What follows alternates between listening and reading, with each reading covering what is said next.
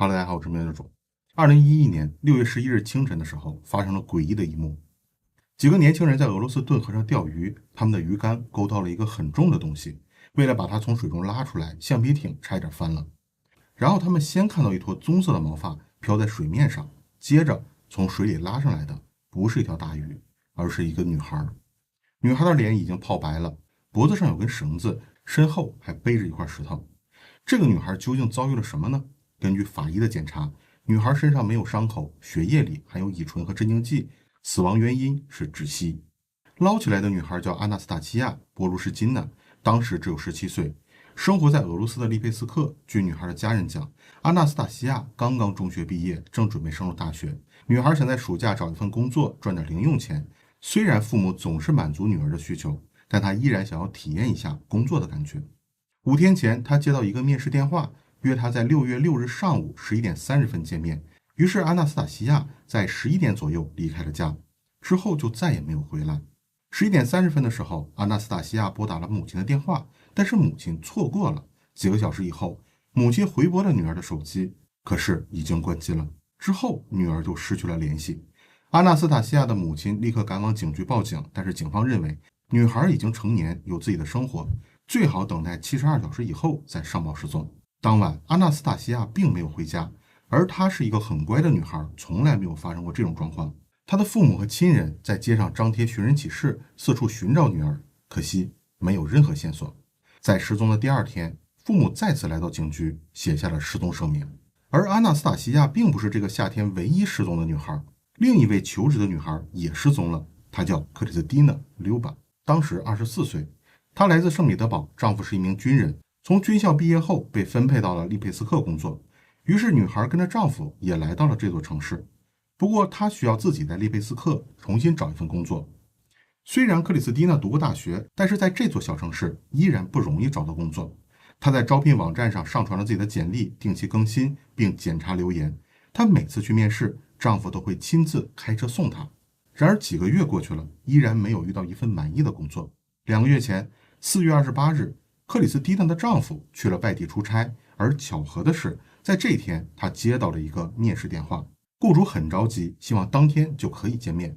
下午2点左右，克里斯蒂娜从家里出发，一个人去参加了面试，之后就再也没有回来。晚上，丈夫拨打了她的手机，没有人接听。第2天，克里斯蒂娜的手机彻底关机了。在多次寻找无果后，丈夫选择了报警。据警方的调查，最后有人见到她是在卡鲁塞尔商场里，再就没有其他线索了。2个女孩都是在找工作的过程中失踪的。于是警方调取了他们的通话记录，查看他们究竟在与谁联系。2个女孩在失踪前，手机接到了2个不同的电话号码来电，并且都是固定电话。而这2个固定电话竟然不属于任何公司，也不属于个人，而是来自街边的2个公共电话亭，分别位于卡图瓦街的利马克披萨店和卡鲁塞尔商场。根据进一步的调查，这2部电话都位于监控探头的范围内，但是监控视频只能保留1个星期，已经无法找到打电话的人了。不过幸运的是，披萨店的服务员说，因为只有1个人用过这部电话，所以他的印象非常深刻。如果让他再次见到，他一定能认出来。这种公共电话还是需要插卡的。现在的人都用手机，所以已经没有人在用这种电话了。警方顺着这条线索找到了城市里唯一出售电话卡的地方，就是利佩斯克邮局。警方见到了邮局负责销售的工作人员，他很轻松地说出了一个人的名字：乔治·赞古里。因为最近几年只有他一个人来购买电话卡。乔治·赞古里27岁，出生于俄罗斯的格鲁吉亚共和国，在利佩斯克工作。他是一家机械公司的董事，他有一个女儿，出生于2011年1月份，也就是阿纳斯塔西亚失踪前的3个月。他的妻子在女儿出生后留下了女儿，立刻与他离婚了。那么刚刚做了父亲的乔治，会不会是杀害2个女孩的凶手呢？当时唯一的线索就是公共电话和披萨店服务员的指认，不过这些并不是犯罪的直接证据。2011年，克里斯蒂娜和阿纳斯塔西亚遇害的案件受到了社会上广泛的关注，是这座城市最严重的凶案。而乔治·赞古里在各方面压力面前主动认罪了。因为公司业务发展的原因，乔治·赞古里经常使用网络招聘平台，而在2011年的时候，网上求职的通常是年轻人，尤其是存在大量的学生寻找假期兼职。于是他打起了这些人的主意，他经常浏览这些网站，寻找年纪小、长相漂亮的女孩，以高薪工作为诱饵，骗女孩出来见面。2011年4月28日，他在公共电话亭拨打了克里斯蒂娜的电话，约她面试一个经理的职位。克里斯蒂娜很开心地答应了。下午2点30分，他来到了位于卡鲁瓦街的卡鲁塞尔商场，两人在商场的披萨店里面试。乔治·赞古里谎称自己的公司有一个经理的职位空缺，并给出了很优厚的待遇。而克里斯蒂娜也提出了自己的要求，乔治完全接受了。于是克里斯蒂娜上了乔治的丰田轿车，两人准备去公司看一看。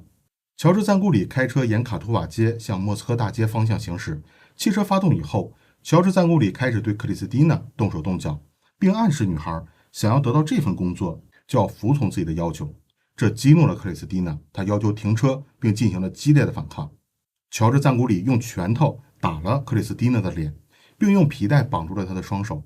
乔治将车沿着公路一直开到了城外，停在了科斯列夫卡村新街附近，用绞索勒死了克里斯蒂娜，然后用毯子包裹起来，埋在了附近的田野里，位置距离附近工厂的外墙大约500米远。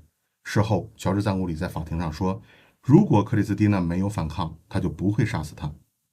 1个半月以后，6月6日，他在网上又遇到了正在求职的阿纳斯塔西亚，他觉得年纪小的女孩会更容易摆布，于是他拨打了阿纳斯塔西亚的电话，并约她在另一家披萨店见面。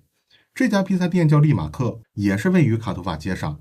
乔治以同样的手法将阿纳斯塔西亚骗到了车上，并暗示女孩满足自己的要求就能得到高薪职位。而此时的汽车才开出100米，阿纳斯塔西亚已经意识到自己被骗了，她努力地挣扎想要下车，于是轿车停在了青年公园的公交站附近。乔治打了女孩，并用塑料扎带将她的双手绑住，然后他将车开到了公园后面的瑟斯基鲁德尼克小区。在这里，乔治拿出一瓶酒精饮料和几片安眠药，他强迫女孩吃下，这样女孩就不能再做出任何反抗了。乔治再一次发动汽车，他决定去一个远一点的地方处理女孩。于是他开车上了高速公路，向别列加方向行驶。在40公里处，他将车开下高速，沿着乡间道路继续前进，抵达了圣诞节采石场。这里几乎没什么人。他将石块系在阿纳斯塔西亚的身上，再将她沉入了顿河河底。而此时的阿纳斯塔西亚还活着，她只是因为药物的作用睡着了。河水呛入了她的肺部，导致窒息死亡。